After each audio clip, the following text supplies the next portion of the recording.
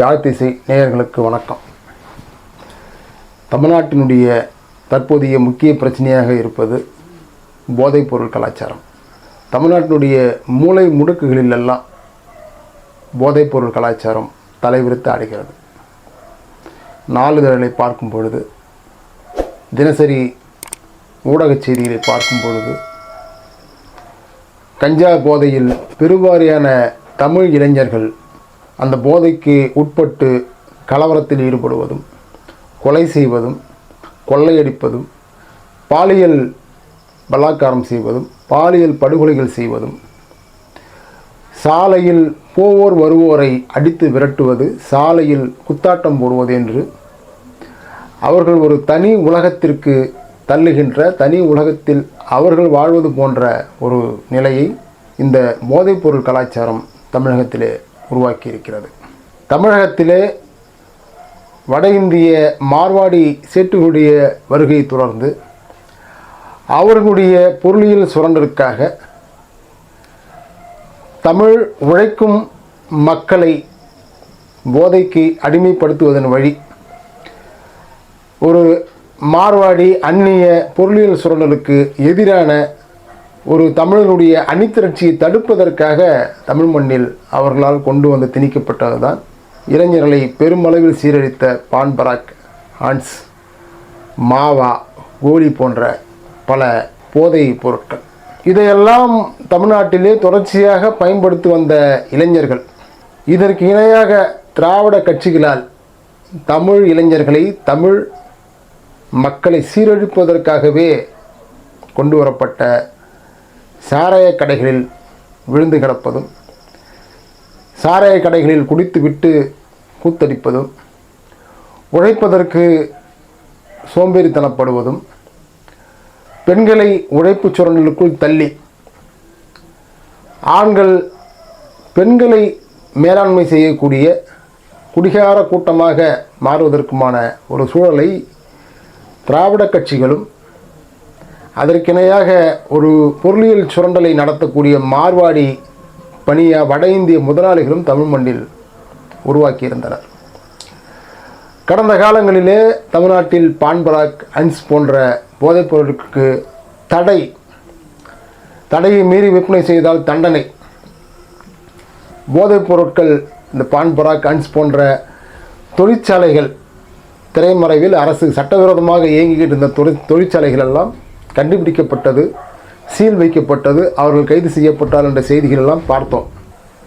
ஆனாலும் கூட இவையெல்லாம் தடை செய்யப்பட்டாலும் கூட இவற்றை விட பல மடங்கு வீரியமான கஞ்சா, அபீன் போன்ற பொருட்கள் தமிழ்நாட்டில் சர்வசாதாரணமாக கிடைக்கின்றன. கஞ்சா சாக்லேட், கஞ்சா ஊசி என்று அது சொல்ல முடியாத அளவிற்கு அதனுடைய பயன்பாடுகள் சாதாரணமாக சிற்றூர்களிலிருந்து பெருநகரங்கள் வரை, கிராமங்களிலிருந்து பெரும் ஊர்கள் வரையில் பரவி கிடக்கின்றது. தமிழ்நாட்டிலே காவல்துறை உலக அளவில் ஸ்காட்லாந்து யார்டுக்கு பிறகு தமிழ்நாட்டுடைய காவல்துறை தான் 2வது இடத்தில் இருப்பதாக சொல்லுகிறார். ஒரு கொலை நடந்தால் 24 மணி நேரத்தில் அந்த கொலைகாரர்களை பிடிப்பதற்கான திறமையும் ஆற்றலும், அந்த அளவிற்கு சங்கிலி பிணைப்புகளும் உடைய ஒரு நுண்ணறிவு பிரிவுடன் கூடி இயங்கக்கூடிய காவல்துறை தமிழ்நாட்டில் தான் உள்ளது. இந்தியாவிலேயே தமிழ்நாட்டில் உள்ள காவல்துறை போன்ற நுணுக்கமான காவல்துறை பிரிவு வேறெங்கும் கிடையாது. அப்படிப்பட்ட காவல்துறை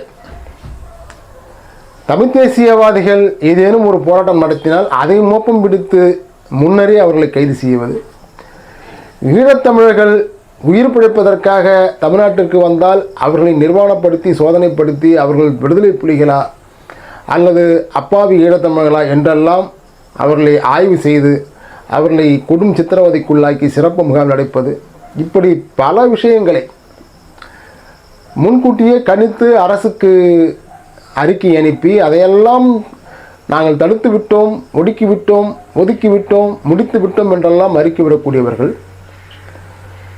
சில இந்த கடந்த 10 நாட்களில் மட்டும் சென்னையில் காவலர்களை அடித்திருக்கின்றார்கள். கஞ்சா போதையில் இருந்த இளைஞர்கள் பேருந்துகளில் ஏறி ஆட்டம் போட்டு ஒரு ஓட்டுநருடைய மண்டையை உடைத்திருக்கின்றார்கள்.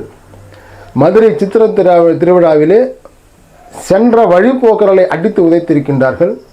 தற்போது திருவாரூரிலே ஒரு அரசு மருத்துவமனைக்குள் நுழைந்து அராஜகம் செய்து மருத்துவமனை ஊழியர்களை அடித்திருக்கின்றார்கள். இப்படி மாவட்டம் தோறும், ஊர்கள் தோறும், தெருக்கள் தோறும் இந்த சிக்கல்கள் வந்து கொண்டே இருக்கின்றன. திராவிட முன்னேற்ற கழக அரசு இதை எப்படி தடுக்கப் போகிறது? ஏனென்றால் திமுகவினுடைய அயலக அணி பொறுப்பாளரான ஜாபிர் சாதிக்கே இன்றைக்கு இந்த போதைப் பொருட்கள் விவகாரத்தில் பல ஆயிரம் கோடி வியாபாரத்தில் அவர்கள் மூழ்கியதாகவும் பல இடங்களுக்கு அதை அவர்கள் கடத்தியதாகவும் சொல்லி தான் கைது செய்யப்பட்டிருக்கின்றார். சில தினங்களுக்கு முன்பு கன்னியாகுமரி சார்ந்த ஒரு திமுக பொறுப்பாளர் ஒருவருடைய வாகனத்திலிருந்து பல கிலோகிராம் மதிப்புள்ள கஞ்சா பொருட்கள் கைப்பற்றப்பட்டிருக்கின்றன. ஆளுங்கட்சியே இதை ஒரு வணிகமாக பார்க்கிறதா என்ற கேள்வி நமக்கு உருவாகிறது.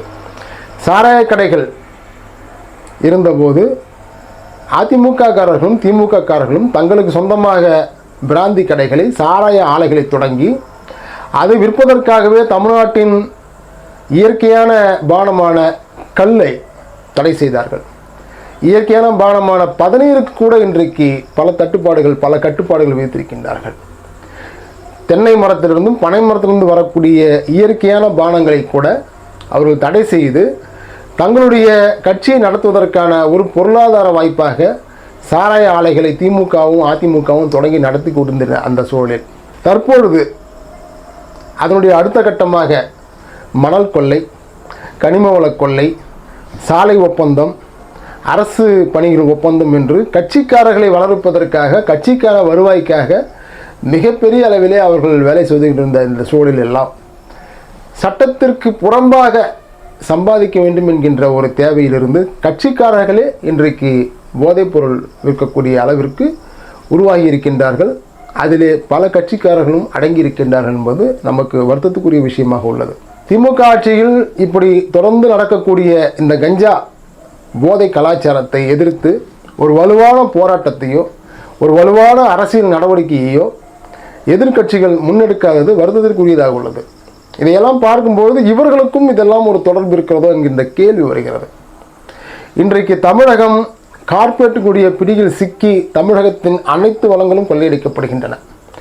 தமிழகத்தின் கனிம வளங்கள் சூறையாடப்பட்டு, தமிழகத்தின் இயற்கை வளங்கள் அழிக்கப்பட்டு, தமிழகத்தின் நில வளங்கள் பிடுங்கப்பட்டு, நீர் வளங்கள் ஒழிக்கப்பட்டு, தமிழகம் கார்ப்பரேட்டுகளால் சூறையாடப்படக்கூடிய ஒரு பாலைவன தேசமாக மாறிக்கொண்டிருக்கின்ற இந்த சூழலில் இதை திராவிட சமூக ஏகாதிபத்தியமாக, திராவிட அரசியல் என்பது சமூக ஏகாதிபத்தியமாக மாறி திராவிட அரசியல் என்கின்ற அந்த அரசியல் நாங்கள் தான் உங்களை படிக்க வைத்தோம், நாங்கள் தான் உங்களை பிழைக்க வைத்தோம், நாங்கள் தான் இந்த தமிழ் மண்ணை சிறப்பாக சீராக வளர்த்தெடுத்தோம் என்றெல்லாம் சொல்லி தமிழ் சமூகத்தை தன்னுடைய ஏகபோக அரசியலுக்காக பலியிடக்கூடிய ஒரு சமூக ஏகாதிபத்திய கட்சியாக இது மாறிவிட்டதோ என்கின்ற கேள்வி கூட நமக்கு உருவாகிறது. இந்த போதையில் அவர்கள் தமிழ் மண்ணினுடைய இந்த போதை கலாச்சாரத்தை எதிர்த்து களம் காணுவதற்கு அவர்கள் தயாராக இல்லை, இருக்கவும் மாட்டார்கள். அதற்கு அவர்களுக்கு வருமானம் வருகிறது.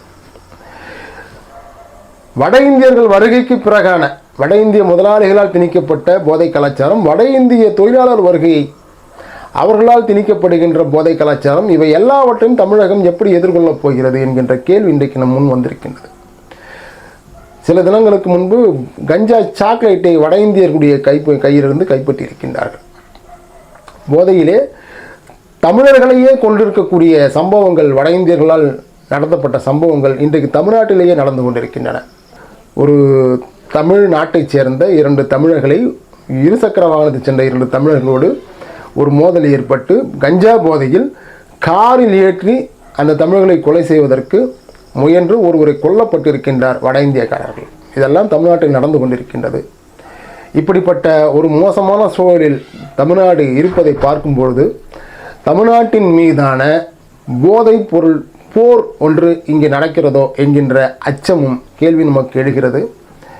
இது தமிழ் தேசிய இனத்தினுடைய அரசியல் எழுச்சி தமிழ் தேசிய அரசியலாக உருவெடுத்து ஒரு தேசத்தின் உரிமை அரசியலாக, தேசத்தின் விடுதலை அரசியலாக மலரக்கூடிய காலகட்டத்தில் அரும்பாகி நிற்கின்ற இந்த வேளையில் இப்படிப்பட்ட கலாச்சாரம் உருவாவதை பார்க்கும் பொழுது சீனாவிலே ஒரு மக்களாட்சி புரட்சிக்காக சீன மக்கள் தயாராகி கொண்டிருந்த வேளையில் அன்றைக்கு ஜப்பான் ஏகாதிபத்திய அரசு அபீனை வீடு வீடாக, தெரு தெருவாக, ஊர் ஊராக மாணவர்களுக்கு கூட இந்த அபீனை பழக்கப்படுத்தி அபீனுக்கு அடிமையாக்கி அவர்களை போதைக்கு அடிமையாக்குவதன் மூலமாக சுரண்ட முடியும், அடிமைப்படுத்த முடியும் என்று கணக்கு போட்ட அந்த அரசியலை தமிழ்நாட்டில் இன்றைக்கு நாம் பார்க்க வேண்டிய நிலையில் இருக்கின்றோம். இதற்கு பின்னால் உள்ள இந்திய திராவிட கார்ப்பரேட் மார்வாடி முதலாளிகளுடைய பின்புலம் என்ன என்பதை புரிந்து கொள்ள வேண்டிய தேவை இருக்கின்றது. இதை எதிர்த்து ஒரு வலுவான பண்பாட்டு புரட்சியின் அடிப்படையில் பண்பாட்டு தளத்திலிருந்து தமிழர்களுடைய வாழ்வியலை காப்பாற்றுவதற்கான ஒரு அரசியல் களத்தோடு போராட்டத்தை முன்னெடுக்க வேண்டிய தேவை தமிழ் தேசிய இயக்கங்களுக்கு முதன்மையாக ஏற்பட்டிருக்கின்றது. அதை புரிந்து கொண்டு போதையில்லா தமிழகத்தை உருவாக்குவதற்கு தமிழர்கள் அணிதிரள வேண்டிய தேவை இருப்பதை நாம் உணர்ந்து கொண்டு செயலாற்றுவோம். வாருங்கள் தமிழர்களே, போதையில்லா கலாச்சாரத்திற்கு நாம் எப்படி செயலாற்றுவது, எப்படி நம் மண்ணை காப்பது, நம் இளைஞர்களை எப்படி மீட்பது என்று சிந்திப்போம். நன்றி, வணக்கம்.